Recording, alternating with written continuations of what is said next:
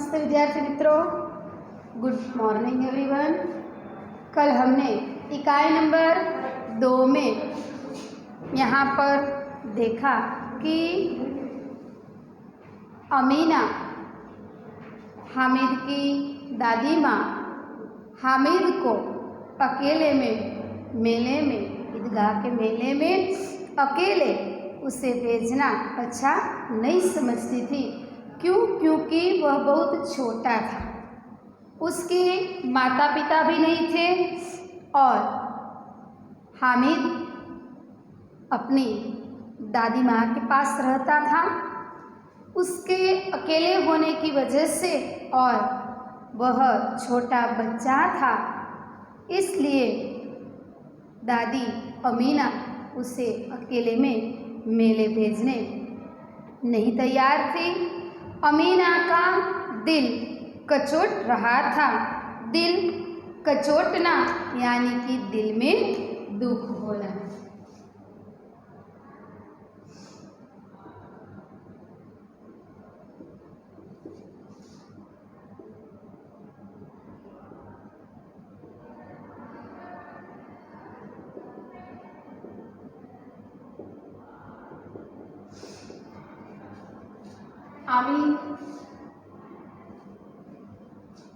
अमीना का दिल कचोट रहा था, दुखी हो रहा था कि गांव में बच्चे अपने अपने बाप के साथ जा रहे थे। हामिद का बाप अमीना के सिवा कौन है? हामिद का अमीना के सिवाय इस दुनिया में कोई नहीं था। उसके माता और पिता दोनों मर गए थे, वो अकेले थे।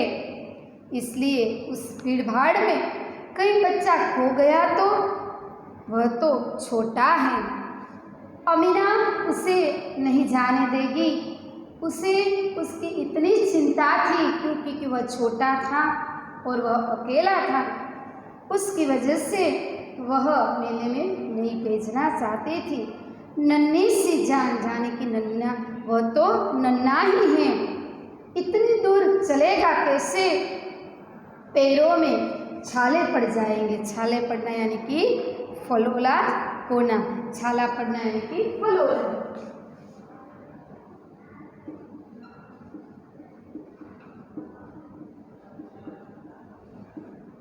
फलोला उसे गुजराती में क्या कहते हैं? फोडला। આપણે ને પગમાં फोडला पड़ी जाए, फोटમાં छाला पड़ी जाए। इसलिए यहाँ पर अमीना को ऐसी चिंता थी कि हामिद इतनी दूर जाकर इतनी दूर किस तरह जाएगा, इतना दूर चलेगा कैसे? और चलेगा तो उसके पैरों में छाले पड़ जाएंगे, फलोले हो जाएंगे। उसके पास जूते भी नहीं हैं। उसके पास कुल 2 आने पैसे बचे हैं। 3 पैसे हामिद की जेब में, 5 अमीना के बटुए में। बटुआ यानी कि पैसे रखने की छोटी थैली।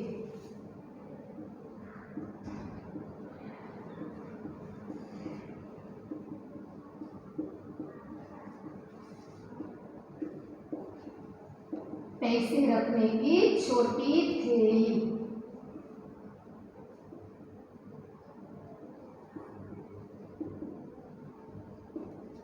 उसके पास इतने ही पैसे थे। बटुए में उसने पैसे रखे थे। बटुआ यानी कि पैसे रखने की छोटी थैली। और वह यही तो बिसात हैं और ईद का त्योहार। उसके पास इतना पैसा ही है, इतनी हैसियत ही है और आज ईद का त्योहार है। हमारा बेड़ा पार अल्लाह ही लगाए, यानी कि बेड़ा पार लगाना यानी कि इस संकट में, कौन सा संकट? मेले में जाना है पर इतना सारा पैसा ही नहीं है। इसलिए अमीना क्या कहती है कि हमारे पास इतनी ही हैसियत है और हमारा यह ईद का त्योहार, तो इस समय हमारा बेड़ा अल्लाह ही पार लगाए, यानी कि हमारा जो संकट है वह भगवान ही दूर करे। बेड़ा पार लगाना यानी कि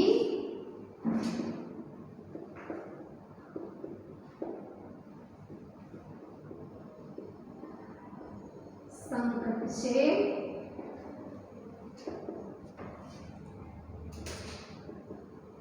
बचाना, संकट से बचाना।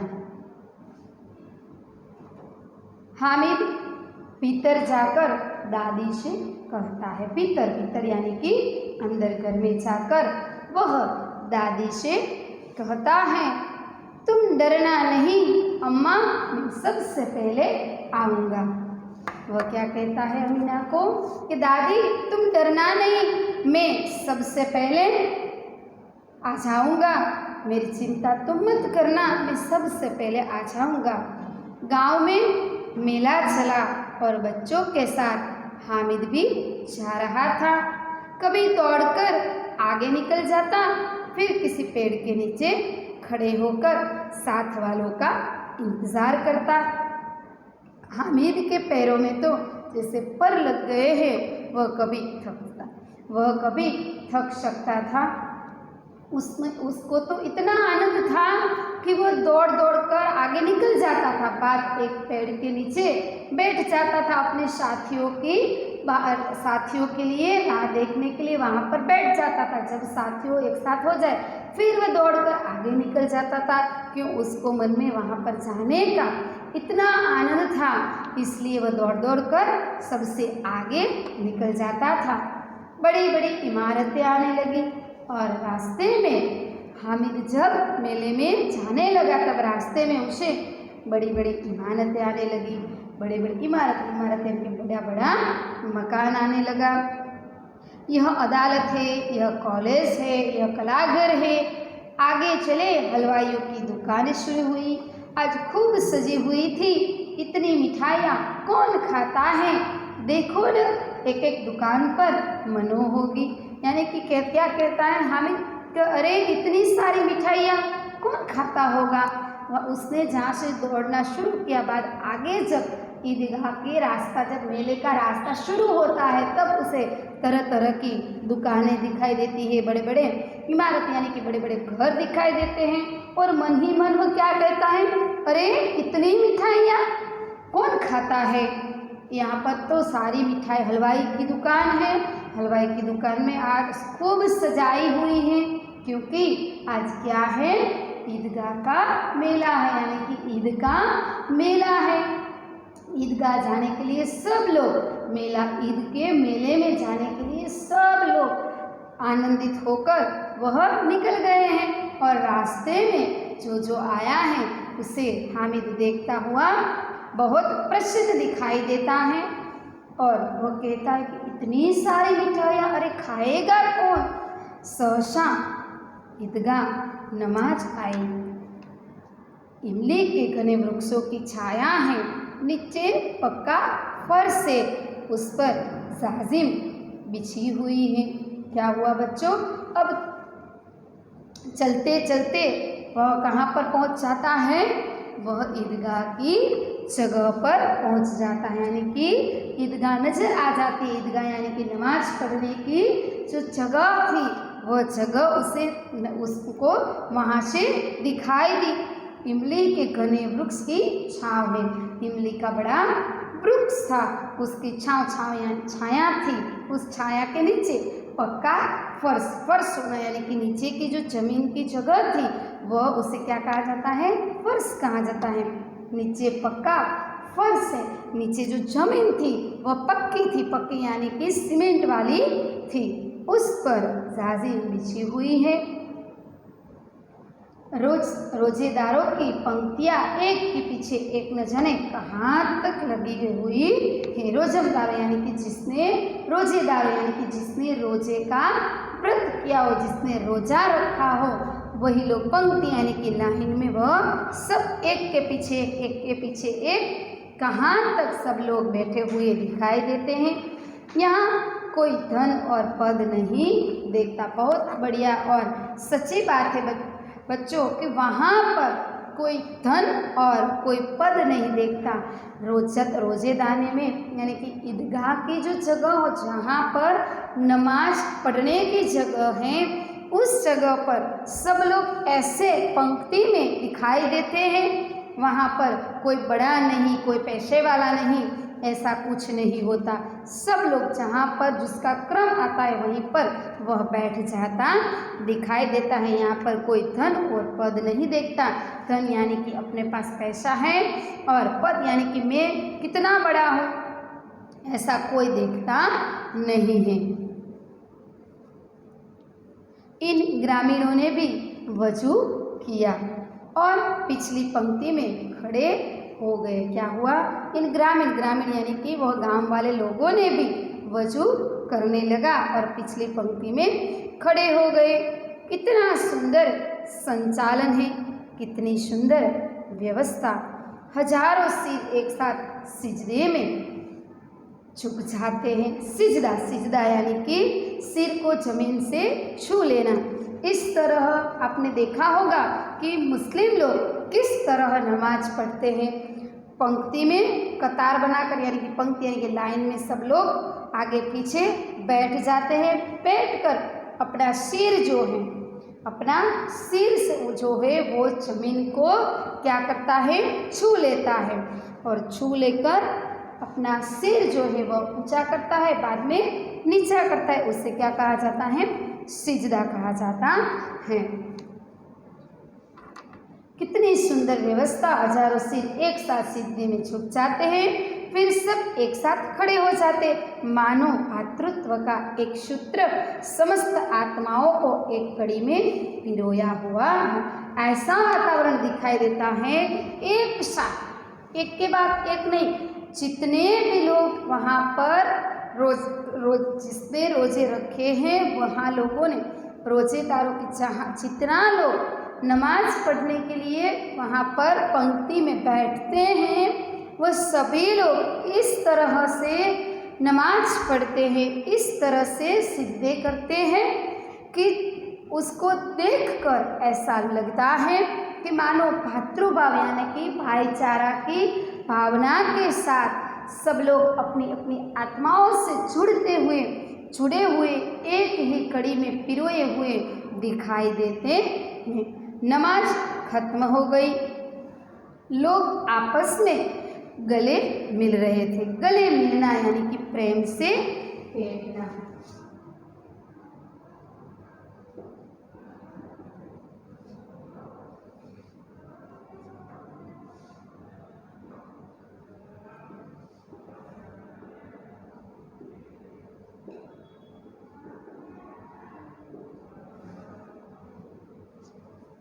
गले मिलना यानी कि प्रेम से भेंटना। नमाज पढ़ जाने के बाद नमाज खत्म हो गई, बाद लोग आपस में गले मिल रहे हैं। अब मिठाइयाँ और खिलौनों की दुकानों पर धावा होता है, यानी कि बहुत भीड़ होने लगी। ग्रामीणों का यह दिल इस विषय में बालकों से कम उत्साही नहीं है। यह देखो हिंडोला है, यह एक पैसा देकर चढ़ जाओ, कभी आसमान पर जाते हुए मालूम होता है, कभी जमीन पर।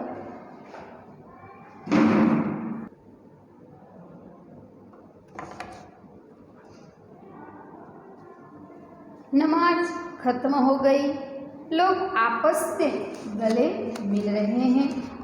अब मिठाइयाँ और खिलौनों की दुकानें पर धावा होता है, यानी कि भीड़ होती है।